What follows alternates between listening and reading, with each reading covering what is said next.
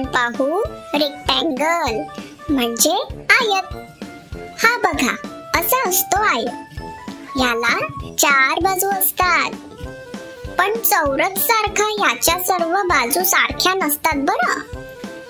याच्या 2 बाजू सारख्या असतात आणि ह्या एकमेकांना पॅरलल म्हणजे समांतर असतात. समांतर म्हणजे काय? जसे तुम्ही 2 फ्रेंड्स बरोबर चालतात तसं. आणि यालाही 4 टोकं असतात.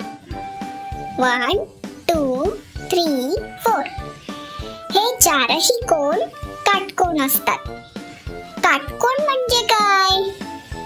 स्टँडिंग आणि स्लीपिंग लाईन जिथे एकत्र येतात त्याला म्हणतात काटकोन. ह्यालाच आपण इंग्लिश मध्ये राईट अँगल म्हणतो बरं. तुम्हाला एक गंमत माहिती आहे का? चौरस पण एक आयत आहे, फक्त स्पेशल आहे. स्पेशल कसा? असा आयत ज्याच्या सर्व बाजू सारख्याच असतात. चला आता आयत कुठे कुठे दिसतो बघू. एक आयत फिरत होता. घराचा डोर म्हणजे दरवाजा, त्याला आयतच दिसला. स्कूल मध्ये बोर्ड जवळ गेला, तो पण आयत. त्याचा टिफिन बॉक्स पण आयत. स्कूल मधून परत येताना त्याची बिल्डिंग म्हणजे इमारत बघितली, ती पण आयत. मग त्याने अभ्यास करायला घेतला. त्याचं बुक पण आयत. तर त्याची कंपास पण आयत. त्याची स्केल पण आयत. त्याचा कबड म्हणजे कपाट पण आयत. आणि घरातला टीव्ही पण आयत. तो मोबाईल बघा बरं, तो पण आयत.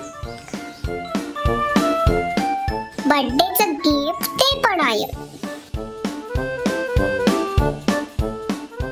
वॉशिंग मशीन आयत.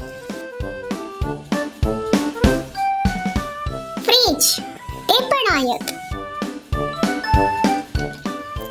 बघितलं, सगळीकडे आहे हा आयत. आयत म्हणजे रेक्टँगल शेप. काय म्हणतात? रेक्टँगल. तुम्हीही बोला माझ्या बरोबर, रेक्टँगल. रेक्टँगल. वा, शाबाश. आता तुम्हाला तुमचा दादा रेक्टँगल काढून दाखवेल बरं. आज मी तुम्हाला रेक्टँगल शेप काढून दाखवणार आहे.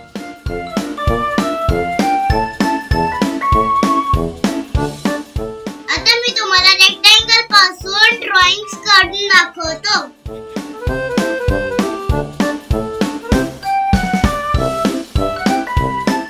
आता मी तुम्हाला सेकंड ड्रॉइंग, आता त्याची नाव आहे फ्रीज.